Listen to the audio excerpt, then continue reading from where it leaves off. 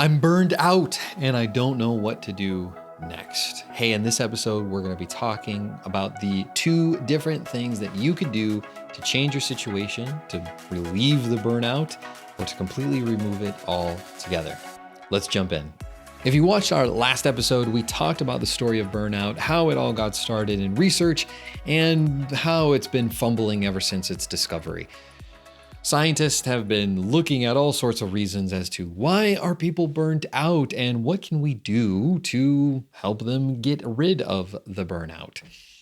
And unfortunately, the research is not very impressive in nature. But in this session, we're going to be talking about what are the things that you can do to change. And, I feel like this is an I told you so moment because all of the research looks at prevention, right? What you need to do to prevent becoming burned out. And if half of the population is already burned out, isn't it a little silly to think about prevention at this point? And things are only getting worse as we track things over time. People are more and more burned out. So what should we do? How can we change the situation? There are two solutions to solving your burnout problem, from my perspective. You can remove yourself from your environment, or you can change your environment. Unfortunately, as I've been harping on, most of the research just looks at individual outcomes versus changing your environment. This quote comes from the World Psychiatry Journal back in 2016, and it states, "Intervention may occur on the level of the individual, work group, or an entire organization. In general, the primary emphasis has been on individual strategies rather than social or organizational ones, despite the research evidence for the primary role of situational factors." Said in layman's terms, we have not been trying to change organizations very much. You and I can't rely on your boss or your boss's boss or your boss's boss's boss to change your situation. Why? They have other priorities. They're trying to run a business or a nonprofit. They're trying to make things stay afloat. Changing the environment to them probably doesn't seem like a very valuable use of their time. Granted, even though if they did, there's plenty of research to dedicate in the burnout world that fixing the environment makes more happy, productive, and money-making people. So as we discussed in the previous episode, there are 6 mismatches between job and person to cause burnout. And they are burdensome workload, lack of control, insufficient reward, breakdown of community, unfairness, and values conflicting. And so these things need to be addressed. So by taking one of these issues, the way forward that we're going to talk about is changing the environment. If you can change your environment, if you could make one of those mismatches fixed, potentially it could fix the burnout and in turn fix some of the other issues that could be happening. But the first step to go down this path is to acknowledge the truth. So what I'd like to do is take you through a few steps of my own and include also Christina Masloch and Dr. Leiter's book, The Truth About Burnout, and the steps that you can take to change your environment to prevent or reduce or remove burnout from the workplace. Now, one step that I think I need everyone to take is to acknowledge the truth.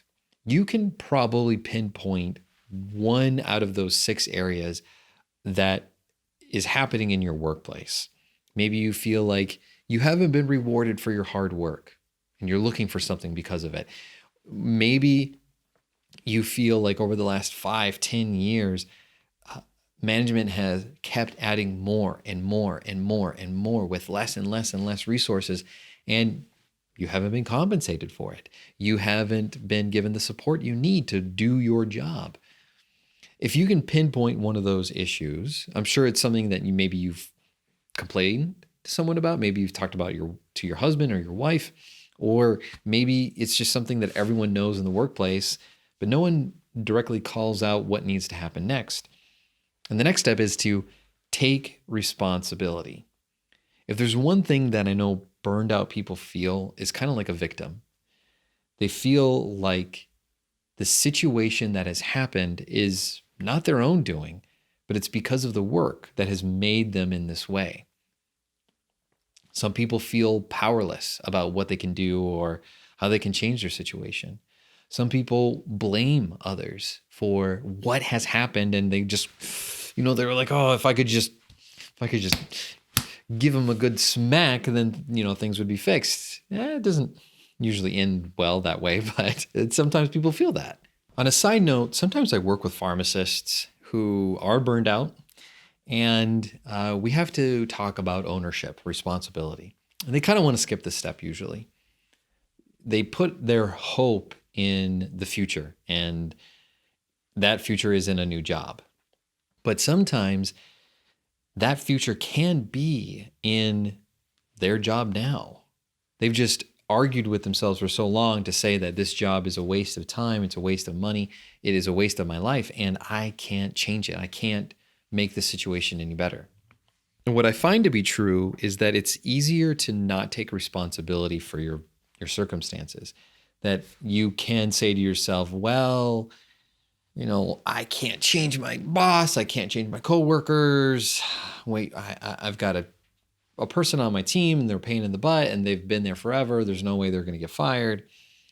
And rather than trying to be proactive and want the situation to change and improve, they would rather just ditch it altogether. And unfortunately, one of the things that I have to teach people through the coaching process is that you are responsible for your life and where you are today. And if you don't accept that truth, then it's very difficult to try to change where you're at, because you will always feel like a victim, like you're in a prison and that you cannot escape, you cannot get out. And what I find to be true for some people is that they actually don't change jobs outside of their company. They actually do something like a lateral transition into a new role or doing something different. I worked with a pharmacist named Zach, and Zach worked at a major retail chain, and he was not happy. He wanted to get out, and we started doing some coaching sessions, and we were working through trying to figure out, okay, what do you love doing, and how could that match a pharmacy career? And the more I asked him questions, the more I found he actually enjoyed things at his job. And there were certain things that he did that he truly found fulfillment from. But one of his problems was a manager who was making his life a little bit difficult.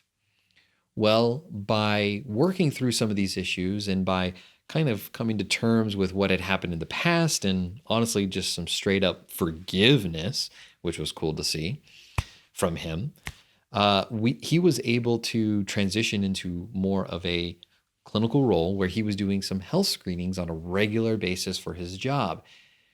And while I would say that was the end for Zach, he actually moved into a anti-coag clinic a few months later in his dream location that was closer to family in the great state of New York. Now, the next steps is more of a process, one that can take weeks, months, sometimes even years to implement in the workplace. I'm pretty sure anyone who's worked at a major company knows how slow things happen. And it starts with you. Leadership is required. If you want to change your situation, you're going to have to be the one that leads the charge. And I know that's a very difficult thing for many people to hear. I mean, think about all the people who don't want you to change the situation. The people sitting in the pretty seats in the high-rise office that want you to keep doing your job and not complain. If you don't change, then nothing changes and your work continues to stay the same. But if you are going to be a leader, then you need to do your research. You need to pinpoint all of the problems, all of the etiologies behind the problems. You need to do your research on what potential solutions could be done, what other companies potentially are doing to solve those problems. If it's working for one company, it may work for you too. So why not mimic and try it? And then once you have all of your findings, you need to present it to leadership, whether that's your boss's boss, or someone else, maybe a chairman, and get their ear, invite them out to lunch, take a moment of their time and show them how things could get better at work, how if they improve these things, not only are they going to be more engaged, more productive, but they're going to be happier. And that's a win-win for everyone. You need to think like a manager as you present these things, because if you just say, we want these things fixed, we demand it, otherwise we're going to start a union or something like that, that makes the conversation that much slower and everyone's going to be scared then. Take instead the road of we both can benefit from this amazing opportunity. The next step in this process is that it becomes a group effort. Everyone joins together and action steps can be taken. As you meet as a group and you talk about certain issues, you ideally can delegate out certain roles, activities, and things for people to do so that it's not all you, but you first need that buy-in. If your leaders don't buy into this new initiative that you will be leading, it will not end up in a great place. Then it connects to the organization. Ideally, the whole system can be changed through one group's efforts to change things over time, to fix these issues. And finally, the last step is that one outcome likely is going to change others. For example, if you change the workload issue and you feel like you have more time to be able to do all of your responsibilities, then that may make people feel like they have a better community.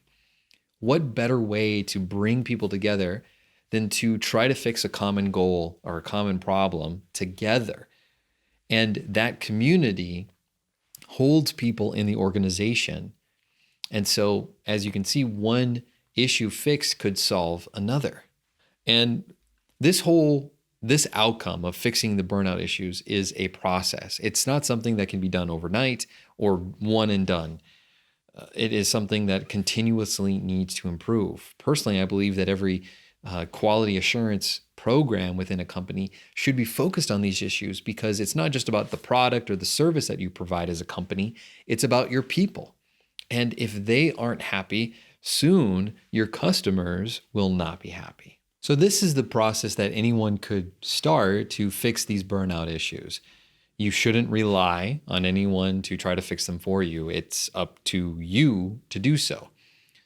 But let's say that for a moment, and imagine with me here, that your company fixed all of these issues, that the main problems that you have are solved. Would you still stay at the company? Would you enjoy the work that you're doing if all of those issues were taken care of? If not, then I would ask you, why are you staying at a company that is furthering your own physical and mental demise? Because the fact is that things are not getting better when it comes to most pharmacists' workplace environments. Things have been trending towards getting worse, more is taken away, less is given, and we're seeing some bad things happen. Technicians being taken away, pharmacist salaries being decreased, no salary increases in years, very few advancement opportunities, people getting hours cut. It's not a great environment to be a part of. So the alternative, if this is not something that you would want to do, if you don't want to fix, then what should you do? Leave. I don't believe that there's a single research article out there that looks at how does leaving the environment completely, quitting the job, how does that handle with the burnout? I think everyone knows the answer. If you leave the environment causing burnout, you no longer are burned out. You're free. Your obligations have gone away. You don't feel that pressure anymore. You don't have a crazy workload. You don't feel like your job is no longer conflicting with you as a person. Mainly because you probably don't have a job, but let's say for a moment you do find one. Well, then, hey, you've got a new environment to deal with. Maybe they still have some of these same issues, but ideally, if you've done the right process to finding your dream job, you have eliminated those things from occurring, those mismatches that we had talked about in this ideal job. If you put a Japanese peace lily in a closet, it will die. Oh, rocket science, brilliant. But if you take the Japanese peace lily out of the closet and in the sunlight, it thrives. Imagine that. You remove something from the darkness and into the light, and it thrives. It becomes alive. The same is true for any burned out pharmacist. Remove yourself from the burning out situations and you're freer. I had one of our pharmacy clients tell me over the phone after she had gotten a new job, she kept her old job as kind of like a PRN one where she would just work occasionally on weekends. And she said that a patient went up to her and said to her, you are very different than all the other pharmacists. You're really happy. Why is that? And it was because it wasn't her full-time job. She could enjoy some of the things about her work because it wasn't all consuming. Her new job gave her the freedom, the flexibility to be creative and enjoy the things that she was working on. If you want to seek a new career path, I encourage you to start the journey with me. Go to thehappypharmd.com/start, and we can join on this journey together to find fulfilling work for you. And finally, I do want to make some more notes here and to say, if you are burned out, if you're on antidepressive meds or you're on anti-anxiety meds because of your job, I encourage you to continue to seek medical help. I had one pharmacist in Canada who had to take administrative leave because he was so overstressed by work. And I think that's good for the soul. I think it's good to take a break from work. I don't think our culture in America in particular of working all the time and only getting 2 weeks vacation is stupid, just downright idiotic. We are burning ourselves out into an early grave. And I think leave can help, but unfortunately, even if you go on administrative leave for a time from a doctor's order, you know that you have to return. There's something that you have to change, and it is the job. If you don't believe in the process that I talked about earlier, about how you can start changing your work environment, I sympathize with you. I worked at a national organization. I did not believe for a moment that I could change all of our systems to make my job better. Maybe that was a little bit of victim thinking, but I looked for a brighter future elsewhere. I think you can too. That's why I encourage you to start this journey with me at thehappypharmd.com/start. I don't think you need to stay in your current job, especially if you're burned out or if you're taking drugs because of your job. How idiotic is that? Really, we're pharmacists. We're meant to be helping others with their own health, and yet our jobs are killing us. We didn't even talk about in this burnout series about the mental health of pharmacy and about how I discovered with CDC data on mortality that we have the 14th highest suicide rate out of 480 occupations. That's crazy. It is insane that that's the case. You completed a PharmD degree or a bachelor's. That's something that very few people can do. You are capable of a lot, and I believe that you're capable of finding a great job in pharmacy, solving real problems that people have and making the world a better place. I'm excited that I get to be a part of this journey with you. Thank you for listening. I appreciate your time. And I'd love to know in the comments, what kind of plans do you want to take to battle burnout? If you know someone is burned out, share this episode, hit a like, give a subscribe. We love that kind of stuff because that's what we thrive on here. I eat a piece of cake every time someone subscribes. It's just the way it goes around here. And then I got to go run a 5K run after. But I appreciate you, and I want you to know that you don't have to stay burned out. I'm excited to see where you end up next in your career. And it's our goal here at the Happy PharmD in 2019 to help 500 pharmacists transition into new jobs. I hope that you can become one of those pharmacists. So until next time, sayonara, and thanks again for listening.